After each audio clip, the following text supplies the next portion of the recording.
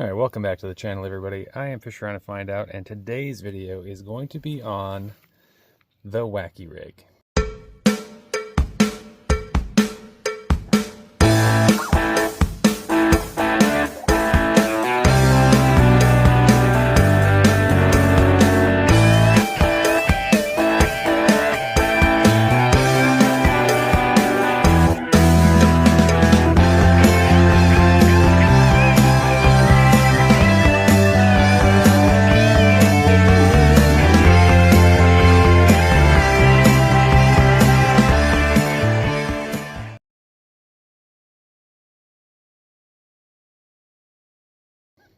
Now, the Wacky Rig was popularized in the United States in the late 90s, early 2000s, and it's called a Wacky Rig because it is kind of goofy.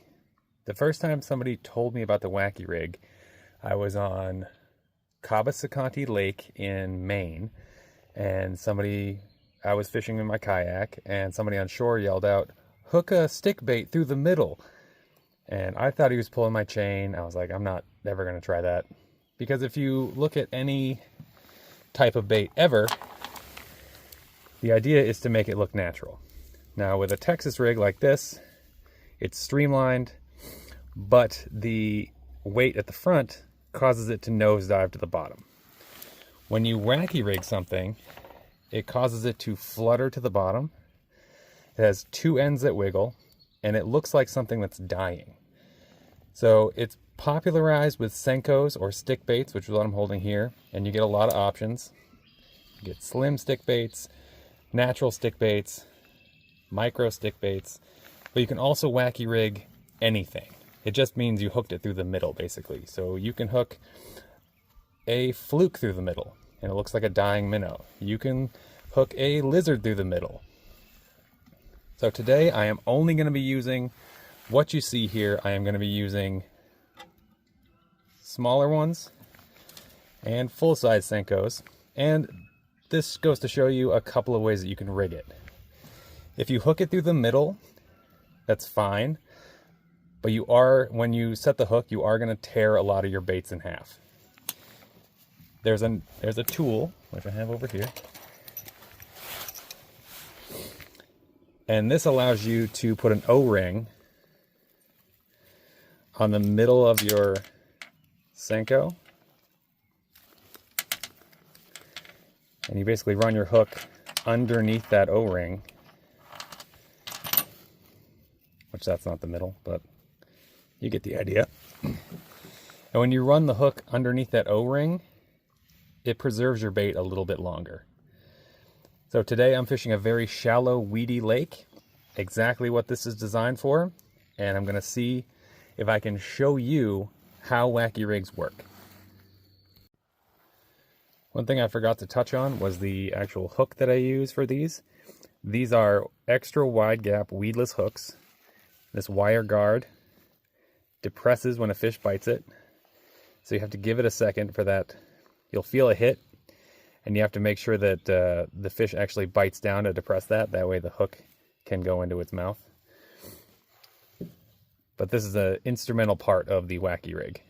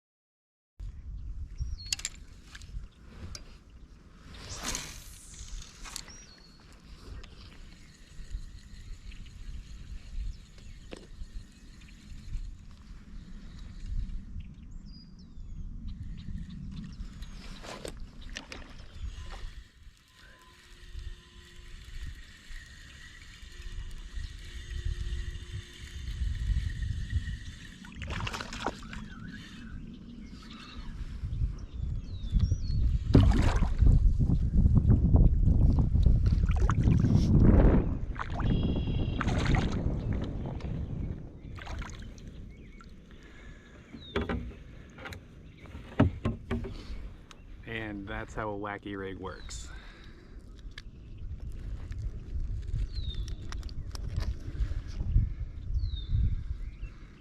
Fish have to be able to put the whole thing in their mouth.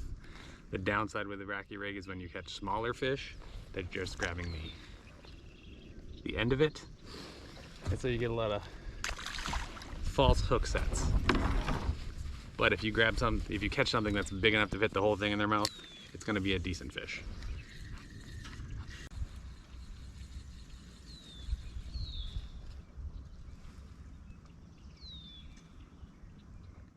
See right there, I'm getting a bite, but I can tell that it's a bluegill.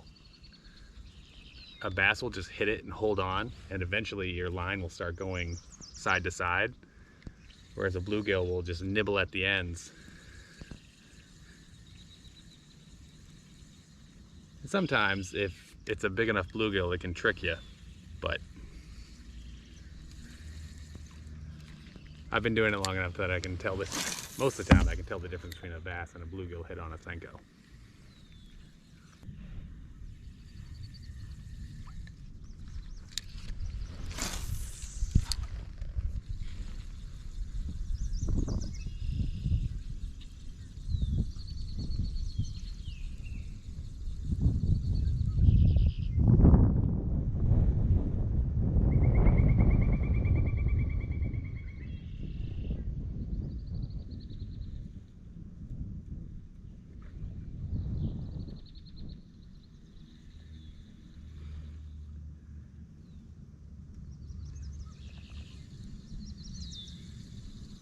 And if you're using brightly colored Senkos like I am, you can actually see it in the water.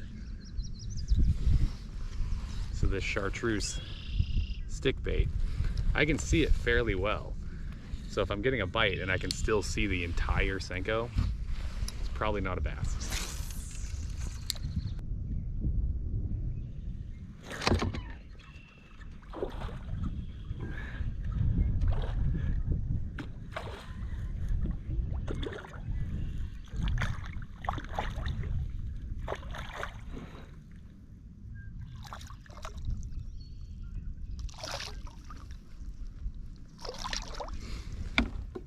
So this fish hit a couple of times, and when you're fishing a wacky rig, you're gonna have a lot of contact because you're throwing it right into the weeds. So you kind of have to be patient when fishing one of these rigs, because you can never tell if you're just getting a lot of contact or if something actually grabbed the lure. And then, like I said earlier, something small could be grabbing it and they'll just be grabbing the end of it. So you have to really be patient with your hook sets. And that being said, this guy grabbed it and I couldn't tell if it was contact with structure or not. And then he started actually pulling. So that's when I set the hook.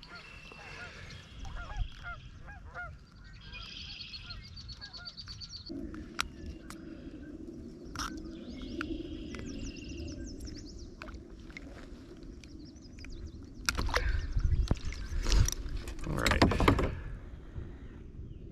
This took a little while to get the hook out of him, so I'm gonna revive him a bit. Normally I just chuck him back in, but yep, he's good.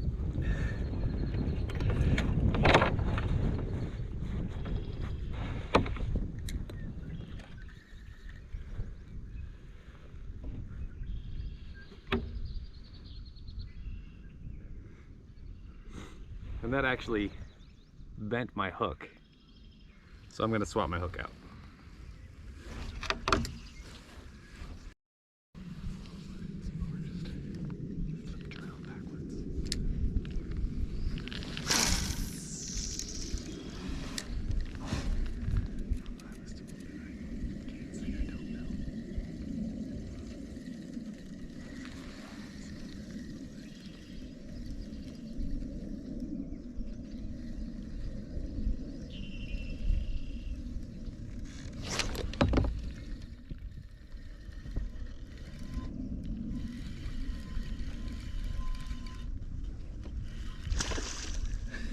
All right.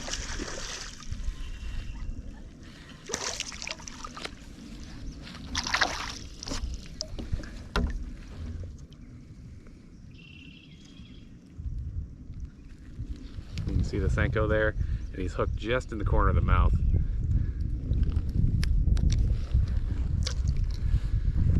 Another decent largemouth. And he did the same thing that all of them do. He grabbed it. I couldn't tell if it was contact with structure or not. And then something just started pulling the other direction. So I set the hook.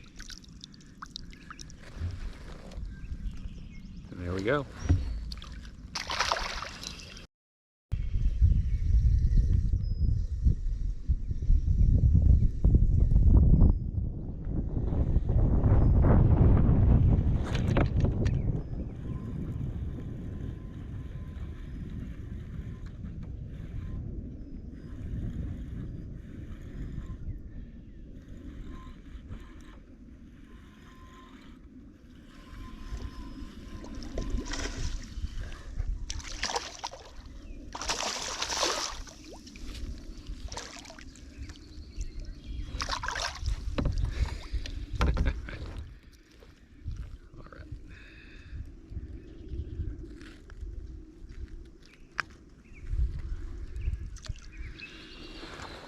This is going to be my last fish of the day.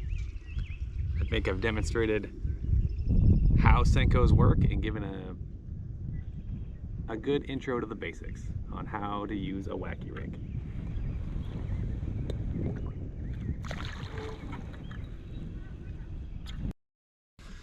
I appreciate everybody watching my intro into using the wacky rig video. If you have any baits that you'd like to see me try out, comment down below. Make sure to like and subscribe to follow along for all my future videos. And as always, I'll catch you next time.